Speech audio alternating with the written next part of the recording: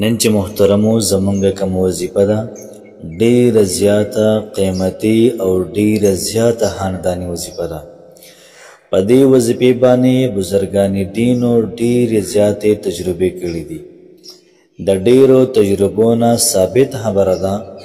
که چا هم دا وظیفه کړې ده مایوسه شوي نه دي نه امیده شوي نه دي. یاد ساتئ محترمو که ستاسو ناممکن حاجات وي الله پاک به ممکن کوي. زمنګ د پاره یو څیز دا ناممکن دی خو د الله پاک د پاره تمام ناممکن دا ټول ممکن دی. دغه رنګې که بچا باندې قرض وي د چا مال او دولت پکار وي د چا پرسکونه زندگی پکار وي د چا د رشتې مسله وي د چا چې څومره مسلې مسایل دي انشاءالله العزیز الله پاک به د دې وظیفې په برکت باندې هر څه د انسان ته محترم دا ممکن کی. بس تاسو یو پیره دا وظیفه د زړه په صدق او صحیح دا وظیفه وکړئ انشاءالله العزیز الله پاک به ستاسو تمام مسلې دا به حل کی تمام حاجتونه به الله پاک دا پوره کی. محترم وظیفه ډیره زیاته کمال ده وظیفه ډیره زیاته عظیم شان وظیفه ده. کوشش وکړئ چې په خپله مو کې ملګرو سره هم شیر کړئ. بسم الله الرحمن الرحیم. شروع کوم د ډیر زیات بخون کی او د ډیر زیات مهربان رب په نوم باندې. السلام علیکم ورحمت الله وبرکاته. امید رب کوم چې تاسو ټول به ټیک ټاک الله پاک هم خوشاله آباد ساته. الله پاک دې زموږ او تاسو تمام حاجتونه پوره کړي. الله پاک دې زموږ او تاسو تمام مسلې ختم کړي. څومره بیماران دي الله پاک دې تمام بیمارانو ته شفای کامل. نن چې محترمو زموږ د کوم وظیفه ده ډېره زیاته خانداني او ډېره زیاته کمال وظیفه ده. کم هلکه چې خوش قسمته دي هغوی به دا وظیفه کوي د دې وظیفې نه به پیدا لي او کم هلکه چې د تجربو لپاره کوي نو هغه به همیشه لپاره مایوسه وي. یاد ساتئ محترمو وظیفه وکئ او بیا تماشه کوئ الله پاک به ستاسو کار دا به لازمن کوي. که دغه مشکل وي که دا هر څه وي زمونږ ډېرونه ډېر خویندې داسې کوي چې وظیفه هم کوي او سوچ یې د بل چا خبرو ته وي. وظیفه هم کوي او سوچ یې به بل ځای کوي. موږ چې کله لمونځ کوو که نه نو زمونږ توجه یو ځای کې زړه هم بل ځای کې دماغ هم بل ځای کې ولاړ بل ځای کې نو ځکه زمونږ لمونځ دا قبلیږي نو. علامه محمد اقبال رحمت الله علیه فرمایي چې ستا سجده تا چېرته کافر نه کړي ته ښکته کېږي یو ځای کې او ذهن هم حاضر بل ځای کې دي. موږ که لمونځ کوو نو زموږ په ذهن کې ډرامه وي یا فلم وي یا چرګاني یو سین وي یا د فلم یو سین وي بس هغې ته سوچ کوو یار سوچ نه کوو چې ما څو رکعته وکړل. لمونځ کې چې کوم خشوع خضوع پکار وي او پکې نشته دی نو موږ هم وظیفې کوو ډېرې زیاتې کې خو چې څنګه وظیفه کول غواړو او څنګه د الله پاک نه غوښتل پکار دی هغه شانته موږ نه کوو. یعقوب علیه السلام څنګه الله پاک نه غوښتل یوسف علیه السلام الله ورکوله. یونس علیه السلام وظیفه وکړه د مۍ د هېټ نه الله پاک راویسته کو نو. ابراهیم علیه السلام د اور په منځ کې وظیفه وکړه اور ورته یې څه ونه ویلې. یاد ساتئ محترمو که تاسو هم چېرته وظیفه کوئ د زړه په صدق باندې موږ صرف وظیفه وایو غواړو نه صرف یې وایو په خولې باندې وایو بس زموږ عادت شوی دی ذکر هم کوو خو غواړو نه. ګورئ په ویلو او په غوښتلو کې د ځمکې او د اسمان فرق دی. یو مثال در کوم ښه به پوه شئ. یو ځل حجاج بن یوسف رالی د بیت الله شریف طواف یې کو چې طواف یې کو نو یو ړوند سړی و او هغه د الله پاک نه سترګې غوښتلې. د الفاظ ویل د الفاظ بار بار دهراول یا الله پاکه زما سترګې یا الله پاکه سترګې راکړې سترګې راکړې. یو پیر حجاج بن یوسف طواف وکړو بیا چې طواف وکړو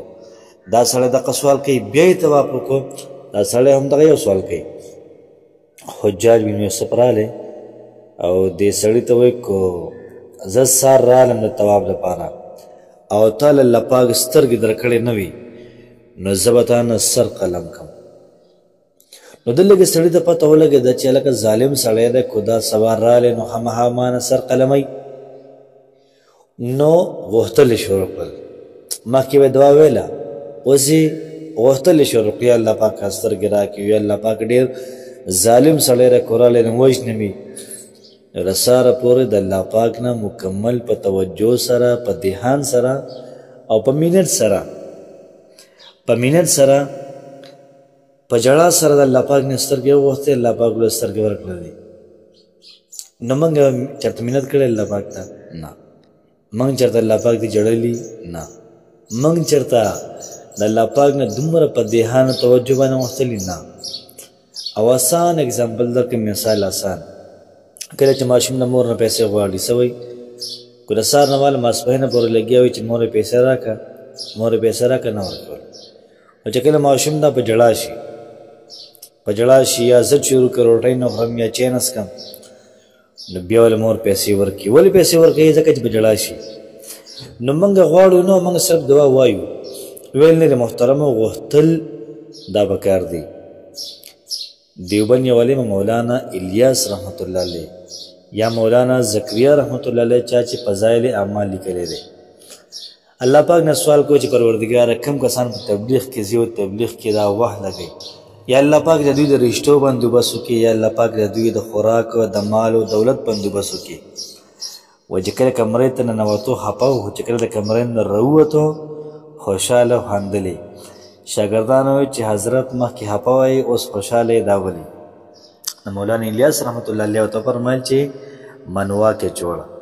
په الله پاک باندې مې خبر ومنله بیا مې پرېښودو په دې خبر کې محترمو ډېر زیات وزن شته ګورئ په الله پاک کې ومنله بیا الله پاک پرېښودو نو کوشش کول پکار چې موږ هم الله پاک سره خپل تعلق ساز کړو په الله پاک باندې خپل خبر د ومنو انشاءالله العزیز زموږ یو مشکل هم پاتې نه ځکه زموږ مشکل کشا زموږ حاجت روا صرف یو الله پاک دی الله پاک نه غیر څوک نشته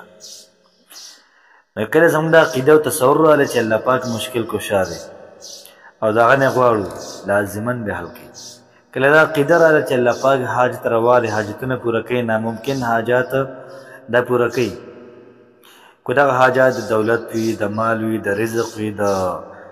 هر څه وي د رشتې وي انشاءالله العزیز الله پاک به انسان ته په ښه طریقې سره محترم ورکړي نن چې کومه زموږ وظیفه ده هغه دا ده چې تاسو به یا بدیع العجائب بالخیر یا بدیع دا به تاسو 1200 پیرې وبه وایئ 100 پیرې 1200 پیرې برابر کړو بیا به روزانه 100 پیرې وایئ یا بدیع العجائب بالخیر یا بدیع نو 1200 پیرې ختم شو او 100 پیرې روزانه وظیفه شوله د 1200 ورځو وظیفه ده محترم په دې کې به ستاسو حاجت انشاءالله العزیز دا به لازما محترم دا قبلیږي د دې سره بلې وظیفه ډېره زیاته بهترینه سورة الکوثر انا اعطیناک الکوثر دا مکمل صورت دا 100 پیرې روزانه 100 پیرې او دا بلې وظیفه روزانه 100 پیرې او ختمې 1200 پیرې نو ترتیب به دا شي چې تاسو به په لومړۍ ورځ باندې 14 پیرې درود ابراهیم ووایئ بیا به د هغې نه بعد یا بدیع العجائب بالخیر یا بدیع دا به تاسو 1200 پیرې دا برابر کړئ برابر هم کو ورسره به تاسو یو پیره ورپسې به تاسو 100 پیرې سورة الکوثر ووایئ دا به ستاسو د یوې ورځې وظیفه شي په دویمه ورځ به ستاسو وظیفه دا وي که نه چې تاسو 100 پیرې یا بدیع العجائب بالخیر یا بدیع دا به ووایئ او سورة الکوثر به 100 پیرې ووایئ نو دا وظیفه چې محترمو تاسو 12 ورځې وکړله انشاءالله العزیز تاسو به کمالات وینئ ستاسو رشتې به الله پاک په ښکلي ځای کې وکړي ستاسو تمام مسلې به الله پاک حل کړي تمام حاجات به الله پاک ستاسو پوره کړي و یو خبر کوم محترمو چې په اخلاص سره د صدق د زړه په صدق باندې چې کله موږ دا وظیفه وکړله انشاءالله العزیز انشاءالله د الله پاک نه کلک امید ساتم کلکه تمه ساتم الله پاک به ستاسو تمام مسایل لا محترم حل کړي